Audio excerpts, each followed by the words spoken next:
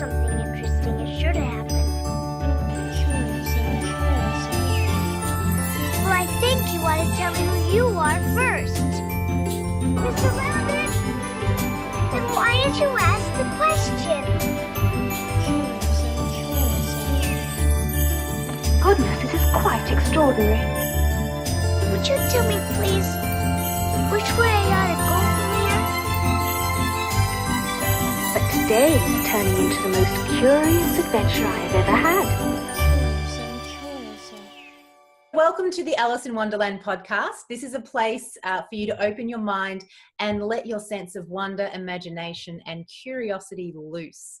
I'm your host, Georgia Ellis, and today I'm joined by Alan Stevens. So Alan is an international profiling and communication specialist. I had the privilege of meeting Alan about 18 months ago. It might have even been 2 years ago now, Alan. About 2 years, I think. Yeah, we met at an event, and then I did one of Alan's programs, one of his workshops, and I was totally fascinated and curious about what it is that Alan does. Now, your title is very, it sounds wonderful, International Profiling and Communication Specialist. First of all, what does that mean? It means what I actually do is I help people to understand other people more effectively. So know how they like to be spoken to, how they like to be treated, and teaching people how to actually communicate in that way to them. Okay, so here's a question for you. I want you to unpack it just a little bit in a simpler terms. So let's say I'm a 7-year-old and I'm sitting here and I ask you, Mr. Stevens, what is it that you do? How would you explain it to me as a 7-year-old? That's a really great question because it really makes you think, doesn't it? How do I simplify this in a way that other people can understand really effectively? Well, probably with children, the best way is to actually start asking them questions about the children around them. How do they, who are the friends that they have? And they go, and you ask them why they like that person. And they go, well, because of these particular reasons. And explaining to them that that's what I help them do, understand the other children, so that they can talk to them and play with them in the way that they want to be played with. Yeah, awesome. Hey, look, one of the things that fascinated me when we met and when I went through your program was your ability, and I think it's a superpower, even though it's something that you've rehearsed, I think, and practiced over years and years, and probably came with a passion as well. Your superpower of being able to see somebody's face and recognize their traits within their profile. So can you tell us a little bit about the background on how you became interested in that and how you've been able to develop that amazing skill you have? Well, probably where I started with this was I was dreadful at reading people. I first left Sydney in 1975 and came to Newcastle for what was a 5-month temporary transfer, put in charge of a group of men. My second in charge was 38 and I'm 23. So trying to get them on side. And then in my mid-30s, I joined the surf club, became a surf lifesaver, and they taught me into being after I did 1 year as a patrol captain, they taught me into being the club captain and then zone supervisor looking after 3 beaches. And I thought, great, now I'm the same age as everybody else. But the problem was that I'd only been there 5 minutes as far as they were concerned, and they'd been there since they were nippers, since they were kids. So now I'm the least experienced, but the same age.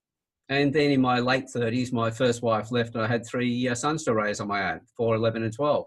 So you could say from in business, being the least experienced or the youngest, to the community where I was the least experienced, and now, well, totally out of my depth raising 3 boys. So that's how I got an interest in needing to understand people. And I had a lot of business partners who had ripped off the bank as well. So I needed, out of desperation, a lot of relationships. And I thought, well, I needed to learn. So I started originally with body language and then moved into looking at psychometric profiling where we ask people questions. Then I started looking at NLP, neuro-linguistic programming. How do you talk to the person in a way in which you can make a true connection? And then somebody about 10 years ago just mentioned to me while I was doing a workshop one day, you ever looked at reading faces? And so I went, wow, that sounds cool. So, thanks to Professor Google, I went and checked and found the specialist who taught the micro expressions, little twitches on the face that tell me your emotions, and another authority on the facial features. what do the facial features tell you about someone's personality? Train with both of them, put it together, the body language and the language and the words themselves, and came up with rapid trait profiling, which is now unique pretty much worldwide, and been working with specialists since then. Yeah, and what you do is absolutely amazing. And sitting here, because we've also we're recording this via video as well at the same time, and I'm sitting here going, I wonder what he's reading about me right now. Do you find that people get a little bit more self-aware or self-conscious when they're in your presence because of your skill? Yeah, well, I find that sometimes if they're holding something, it slowly comes up in front of their face, and I go, too late, got you when I walked in the door. Because the beautiful part of this is it's all about how to make a connection with somebody. So I want to be able to read the other person so I can have a better relationship, do more business with them. It's not about reading somebody to manipulate them, because that takes too much work, because you've got to keep doing it over and over. But you build great rapport with somebody, and the faster you can do it, the longer that relationship's going to last. Yeah, I love that you actually clarified there around manipulation, because I remember early on that was something that I was really concerned with. I come from a very heart-centered place, and I do like to make connections with people, and the thought of manipulating somebody, which is what I used to think that some of the techniques like NLP did, because I saw people using NLP from the stage to get people to buy things, and then they'd have buyer's remorse, or they'd want a refund or whatever it might be, because they were manipulated. It wasn't a true connection. And I'm really glad that you made that distinction between the manipulation and building connection. So if we look at some of the listeners that we have in our podcast, we're going to have, we'll have some people on here that various walks of life. So if I'm a leader in an organization, for instance, why would knowing how to read someone's face and their traits and body language, why would that be important for me to learn? Well, we know that, first of all, just in your teams themselves, the number of people who are disengaged in the workplace, 2012, it was about 66%. Wow. Now it's reported to be 87%. And I found out just how true that was. I put a post up on LinkedIn not too long ago with a quote from, a picture of Richard Branson. The quote next to it was, "Take care of your employees and I'll take care of your business." It's that simple. And I'd put up the comment, well, if that's the case, why is it that 87% of people are disengaged?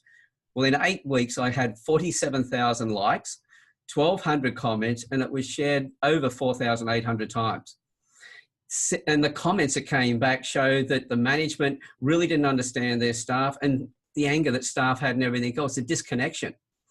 So to be able to read your staff, it's not about wrapping somebody up in cotton wool and taking care of somebody. I realized from that quote and the comments that came back, the very few managers really understood what that meant. It's not giving them extra money. It's not giving them extra conditions and things. It's about helping them feel like they're valued, that they have a place, that they have a contribution that they're giving to the organization. And once you start to understand your people, if you can read them and know how to speak to them, know the tasks and activities that will suit their personality, and you put them in that role, they're going to be happier. And funny enough, if they're happier, they're also more productive, which means as a person who owns a company, you're going to make more money. Because if they're not engaged, you're probably losing more than 50% of your income. And that's what we're finding. So that's the first level. Then your salespeople, if they can talk to your customers in that way as well, in the way that their customer requires to be spoken to, the right amount of information and all the rest of it, they're going to get more sales. And again, it's going to be more money in your pocket. Yeah, and it comes down to also, I think, those inner relationships that you have within a team as well. So, there's a lot at play here, from leadership down to sales, and even intra relationships, and we see that a lot of that breaking down within large organisations too. I recently did similar to you. I recently put out a request for some people to answer a survey just around organisational sort of satisfaction, it was, and majority of the answers I got back was around poor leadership. And really what you're saying really hits home for me, because I've noticed that there is a real lack of knowing how to lead nowadays. A lot of people find themselves, similar to you in the surf club, in a position where they don't have the ability to really understand and connect with people. Mm. And it's a really great skill to have, because if I'm a staff member or a team member and my leader connects with me, as you said, I'm going to be more productive. I'm Yeah. going to produce more. Mm. So that's one side. That's our business sort of side. What about our intimate relationships? How would this be important for somebody who, you know, they're either looking for love or they've found love and it's not really going the best?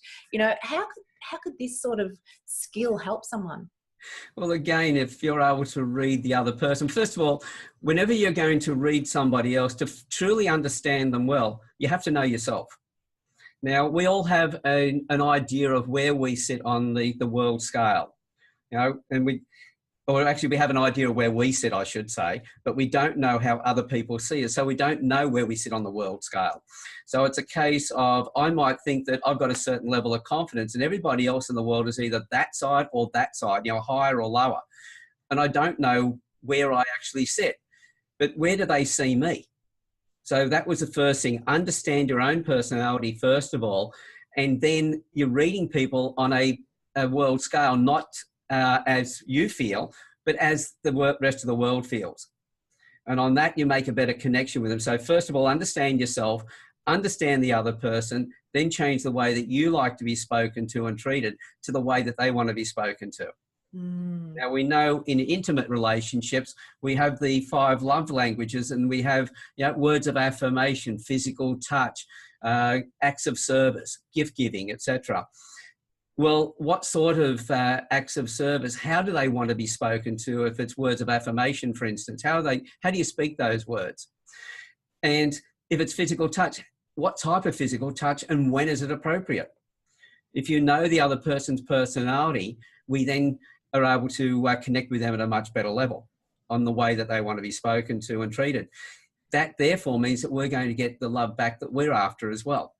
Because it's not a matter of, well, you know, you give me your love and I'll give you mine. It's a case of, no, here's me first of all, giving respect to them and looking after them, and they always give back at that point, because unless we're satisfying somebody else's needs, they're not going to satisfy ours. Yeah, so there were certain traits that you'll look at and you'll go, some person that's really exciting, well, over a period of time, that can become heavy maintenance. And somebody that we really fit in with as a soulmate, over a period of time, that can become a bit boring. Mm. But if you know their traits, you know how to talk to them and spice it up if it's a bit boring, and you know how to maintain the exciting relationship without it becoming heavy maintenance. Yeah, and I love one of the things you said that really struck a chord with me was around putting the other person first in a way. So if you're able to understand how somebody likes or prefers to be communicated with, and you can do that through the profiling their face, is that correct? That's it. Yeah, so if you can do that, like you'll see, for instance, you probably see me and go, okay, I can see this about you, Georgia, so therefore I know there's A, B, and C that would probably work best for you to make you feel comfortable in my presence. So what you're doing in a sense is you're really strengthening your perception, you're strengthening your ability to put yourself in somebody else's shoes and see the world from their point of view, not just your own point of view. And I think that's really powerful in any situation. Well, if you look at business, for instance, we look at sales. We have to find out what the other person really wants and needs. And then we actually look at provide our service or products that meet those needs. So we have to put our focus on the other person. If we're just going, okay, I want to get more sales, and you go out and try and get more sales, guess what? You don't get the sales. No. But when you put your focus on your client, they acknowledge it. They appreciate. They feel respected. They're more likely to buy, because nobody does business with anybody they don't know, like, and trust. It's the same thing in personal relationships. Your children, if they don't respect you, they're not going to listen to you. So knowing their personality, knowing how to speak to them, that's another level again to improve that relationship. Everything in life is a sale, whether it be getting your kids to eat their broccoli, whether it's to find that new partner, and let's face it, that's probably the biggest sale of your life. And then, you know, in business as well. So relationships are about selling yourself to the other person. Yeah, and absolutely. The best way to do that is to focus on them and connect with them on that respectful level. Yeah, absolutely. It really is about putting yourself in their shoes and respecting the other person from where they've come from as well. So one of the things I remember when we went through the program together. So this was it's finished about 18 months ago, the program. So we did meet about 2 years ago. Yeah. So with the program, I remember applying some of the things that you taught. So being able to read faces, and I remembered some of the traits, some of the facial profiles, not all of them, because obviously I wasn't using them enough for them to become second nature to me. But I do remember practicing that, and my sales in my business increased because I was now at a glance understanding somebody and what they needed, and I would adjust the way I approached them. So for instance, I would know if I had someone in front of me whether they were somebody who would think big picture and not need a lot of information. So therefore I wouldn't give them every single detail about something I was offering or a program that I was running or a proposal. I'd give them high level.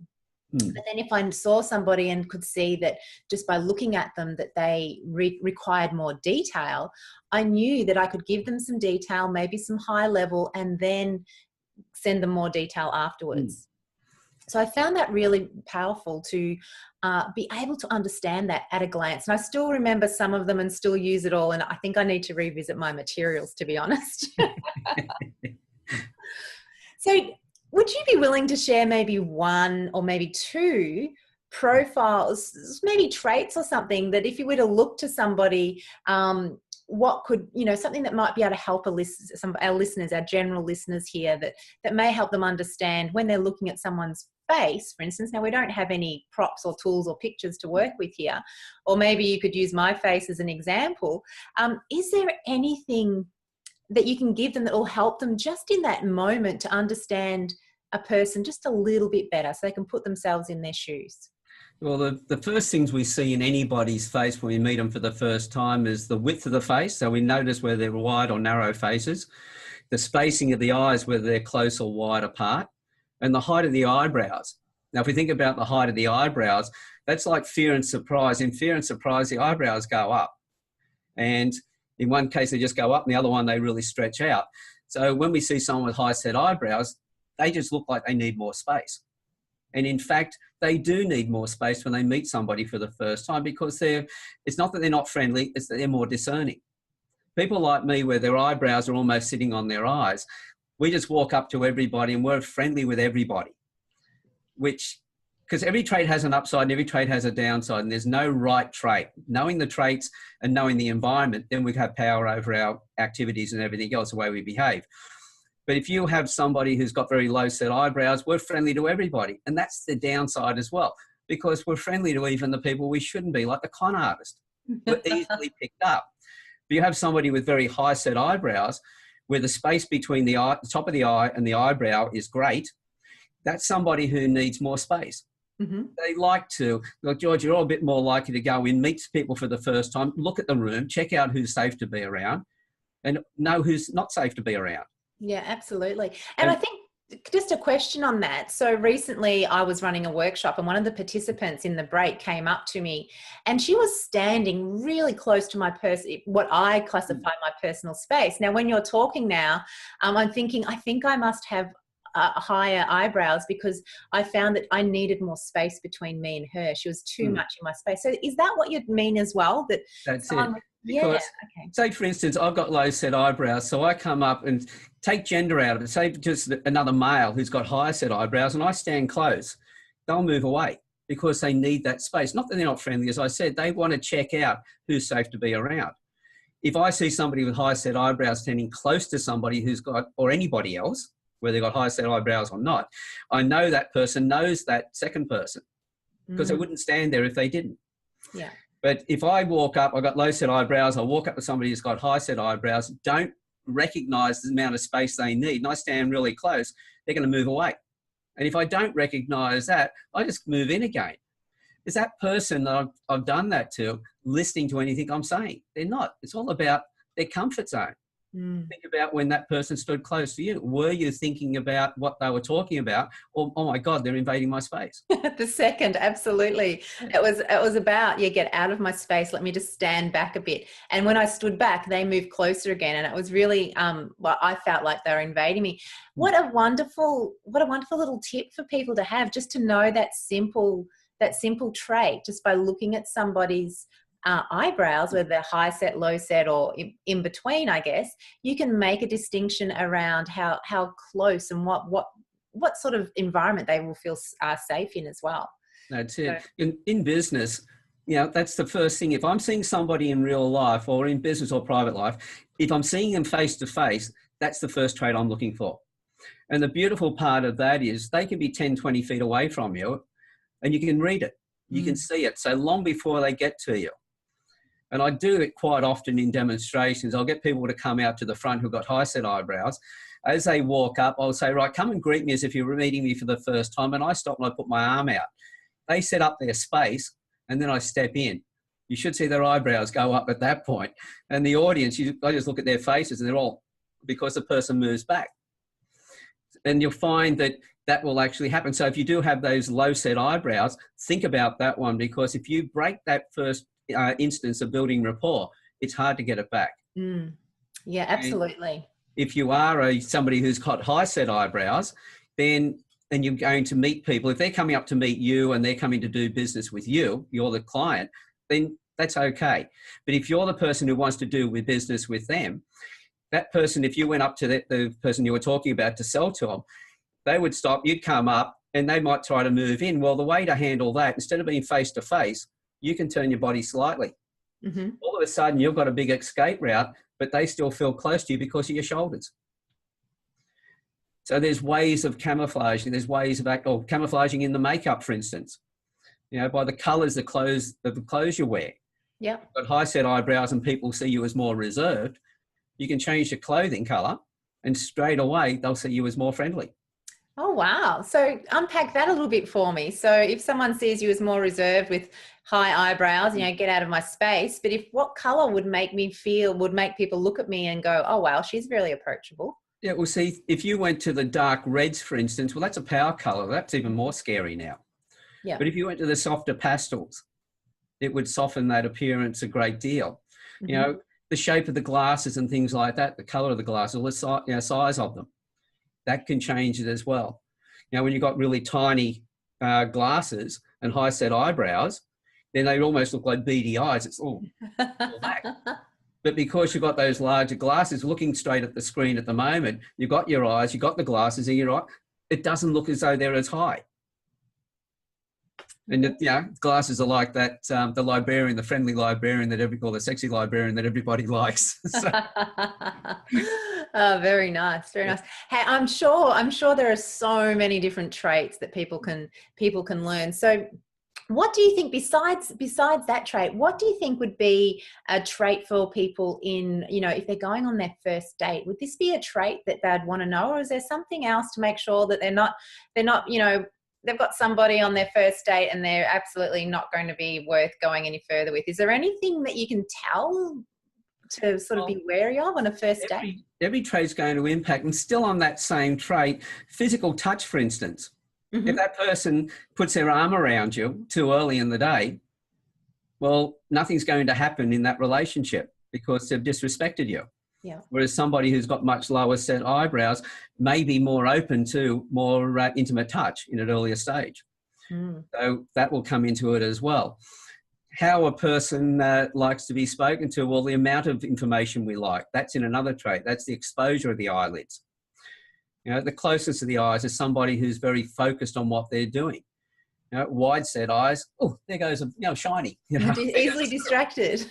Easily distracted, So understanding that there's a lot of misnomers around body language as well, like the fact of somebody who's looking around, you can't trust them.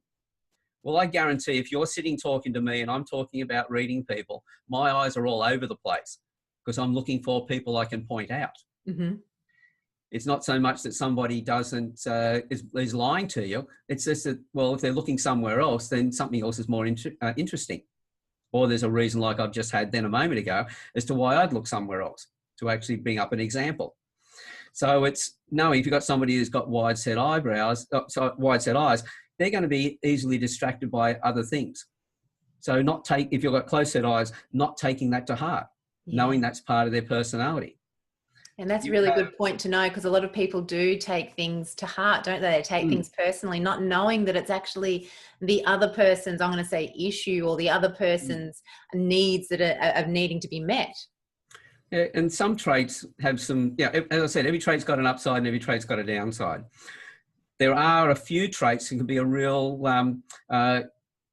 issues in relationships. Both you and I have what I call aesthetic appreciation, which is about how does it feel inside. So we go on at that aesthetic feeling about things. When we're stressed, both you and I would pull back. We've got to fix that problem ourselves. We don't share it with the world. We're going to fix it. The opposite of that trait is somebody who has dramatic appreciation. They have natural expression. They are very quick to express themselves outwardly. They're natural performers when it comes to presenting themselves. The downside of the trait is they also do stress with the same fervour. And to somebody who's aesthetic appreciation, they can appear to be like drama queens, even though to anybody else with the same trait as them, they're not drama queens. That's just normal. So again, a lot of the things that we call people, it's because of the difference in our personalities. It's got nothing to do with the other person being right or wrong. So if you have aesthetic appreciation, which is, see how both our eyebrows are both yours and mine are fairly flat. They're horizontal. Somebody that sweeps up is more dramatic appreciation. So if you have a couple who's got the aesthetic appreciation, that person is working on an issue, something's come up, they withdraw, they're thinking about it. How do I fix this? Their dramatic appreciation partner comes up and goes, what's going on? Can you tell me what's going on? And that person goes, look, leave me alone. Come on, tell me what's going on. Moving away. Come on, tell me what's going on. And this one keeps moving further back. So all of a sudden, this one who's got the dramatic appreciation gets very dramatic and goes, what's going on? Don't you love me anymore? And it blows out of proportion. So with the one with dramatic appreciation, all they should say to their partner with the aesthetics, is anything to do with me? No. Is anything that I can help you with? No. Okay, I know you need to work it out yourself, but when you're ready, come and talk to me. And how wonderful is that in a relationship, especially for someone like myself who likes to solve my own problems, to be able to be given that space to do that without someone going, have I done something wrong? Is it something to do with me? Which I'm very lucky my partner doesn't do that. But, I'm just imagining there's so many relationships out there where these sort of things do go on and people aren't understanding their needs of their partners to that level.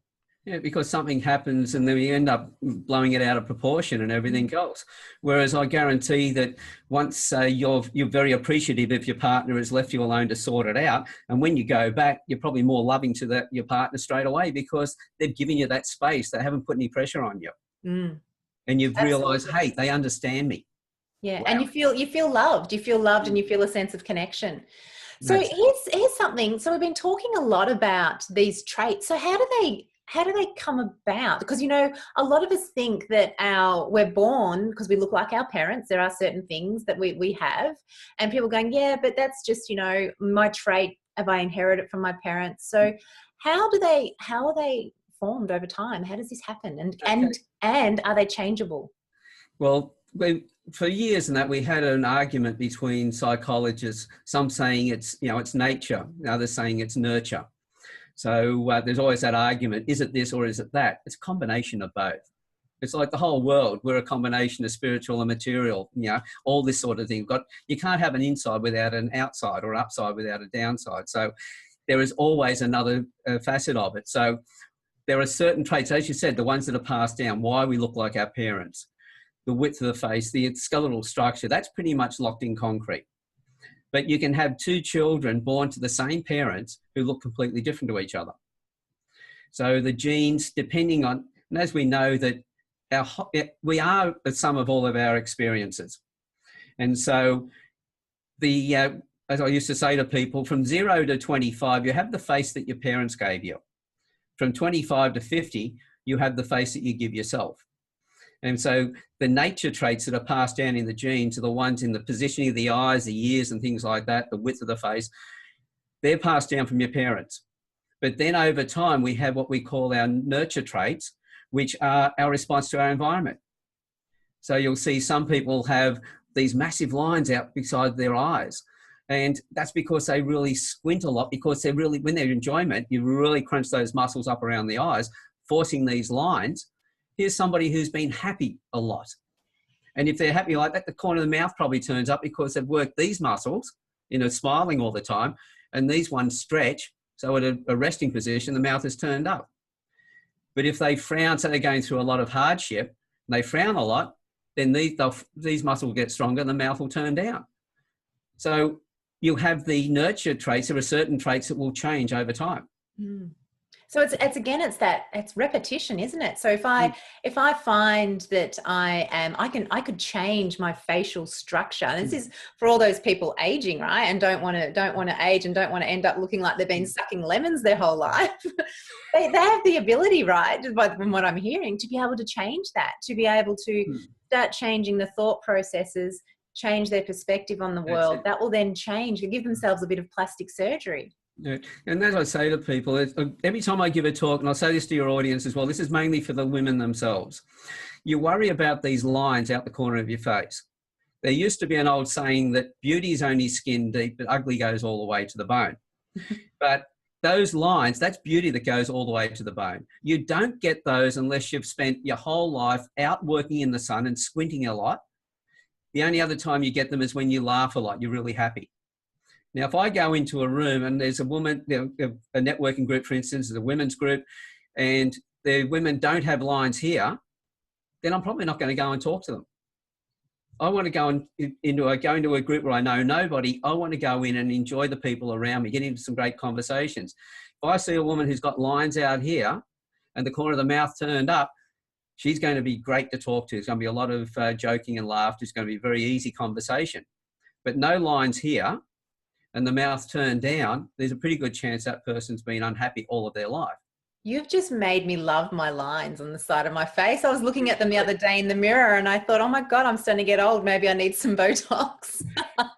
So I use photos a lot when I'm training people, especially if I'm doing it via line, for instance. And those photographs I send through in PDFs, and there's one woman, blonde hair, etc. She's, a fair age, but she's got these lines out here and everything else. I just fell in love with the photograph. I thought if that woman was in a room and I met her for the first time, I'd be gravitating straight to her very quickly. I'd be talking to her. It'd be a lot of fun. Because she also had a trait that showed me that she had a dry sense of humor and everything else as well. And I thought that's going to be enjoyment from the moment you meet her. Yeah. So the lines you've got, embrace them. I used to go a little bit further and say the first 25 years you got the face your parents gave you. The next 25 years to the age 50, you had the face you gave yourself. After 50, you have the face you deserve. Because that's the one you decided you wanted to keep. Now, you have a choice. Do you want to keep it, have an unhappy life, or do you want to have a great life? The more you focus on being happy, forget about what you look like, I guarantee your actual appearance, people will see you in a much better light straight away.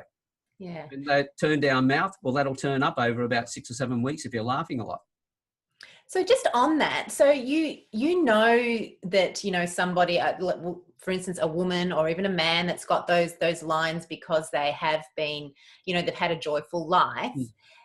You know that because you're trained in that. So is there a subconscious, or is there something about us that will naturally gravitate to people like that anyway? Is there a deeper knowing that we have? Because I'm just thinking now, like, I don't know all of these things, but when I look at people in a room, there are people that I'll naturally sort of look at, I'll look around and I'll move towards the person who I feel or look like I could have, like you said, a good conversation with. So how does that work? Well, everybody on the planet is a profiler. When you asked me about children before, what you'll find is that children, they understand the expressions first of all. You watch all these children, they'll push their parents right to the edge, but they don't push them over. They're reading the parents all the way through. We need to be able to recognise facial features to recognise whether that's somebody we know. Are they somebody that is a danger? If they've got a bad reputation, etc. So we're all profiling. So at the very early age, we're experts at this. But as we get older, as we know, if you don't work a muscle, for instance, it atrophies. So if you're not practicing it all the way through, because we now get involved in school, in sports, in, you know, all these different activities, and we're focused on those, so we're not reading people on the other side.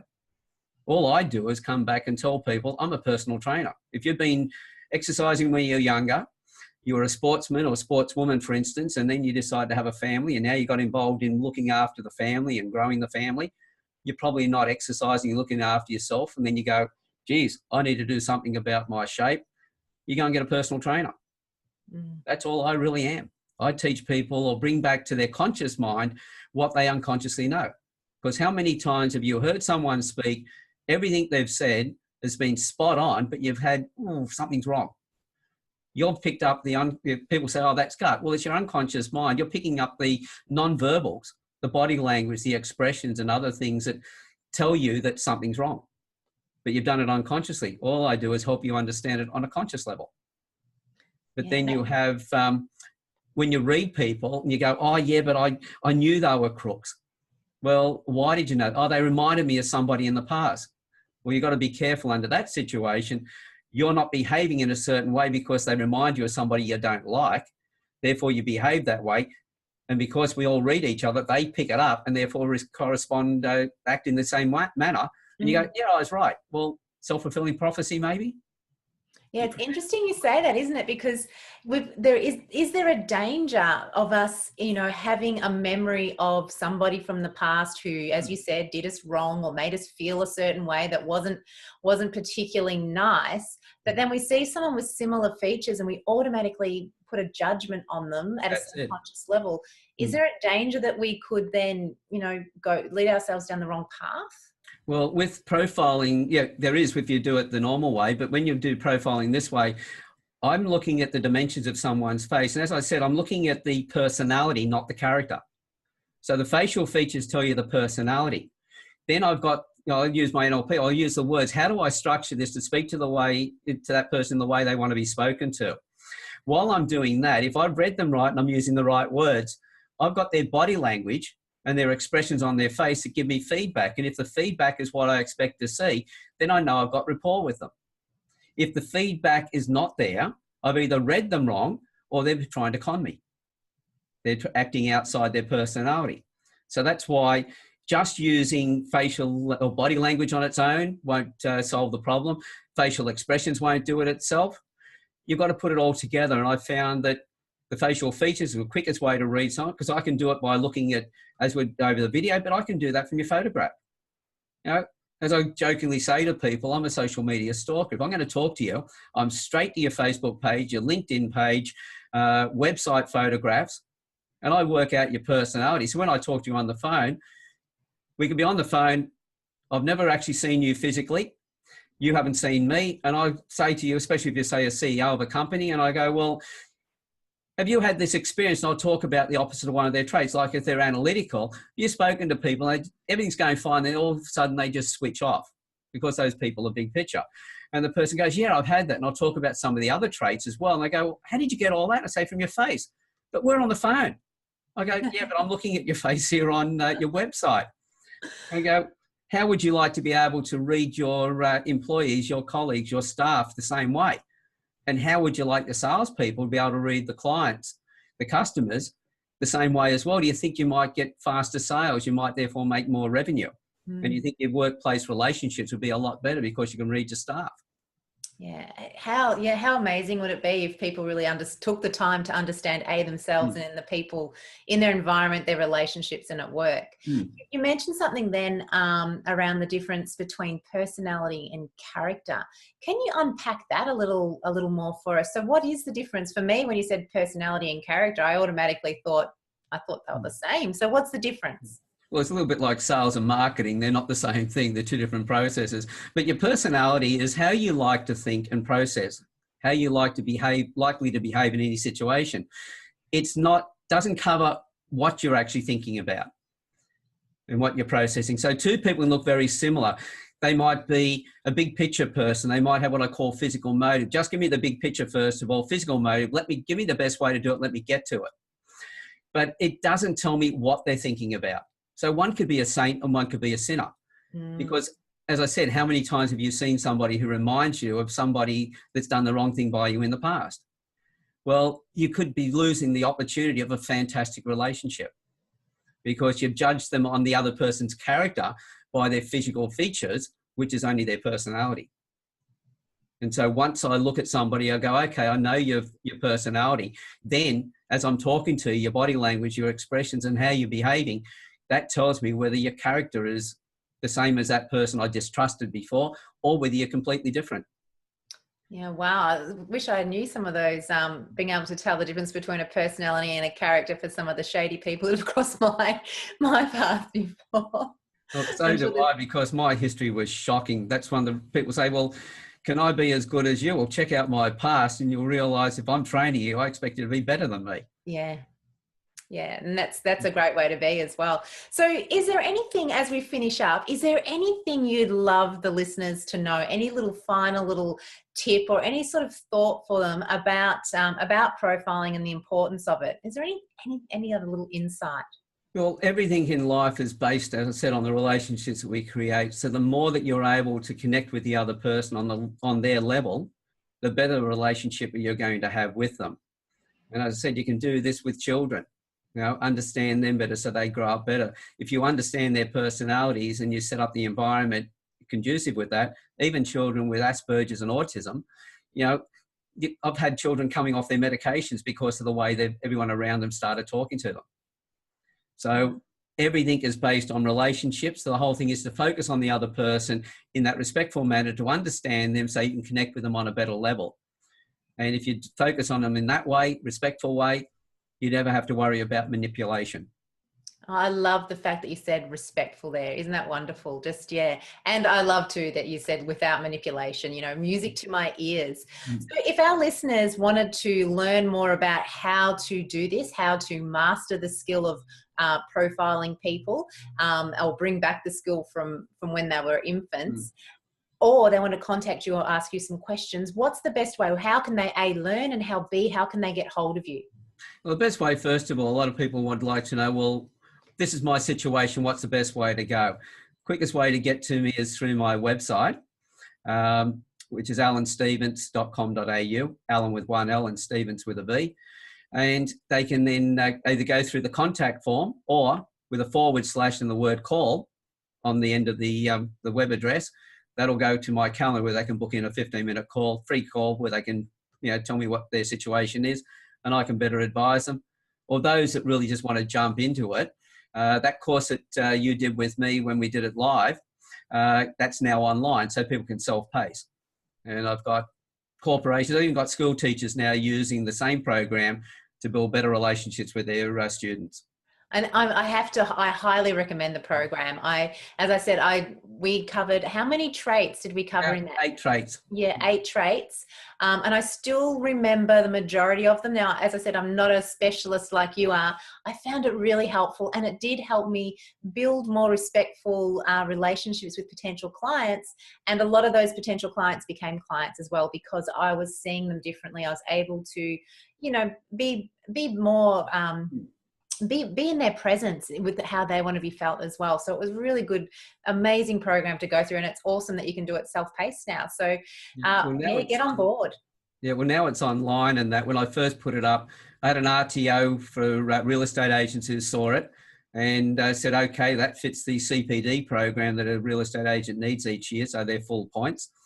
It's then been, so I duplicated that from a business course into the real estate course.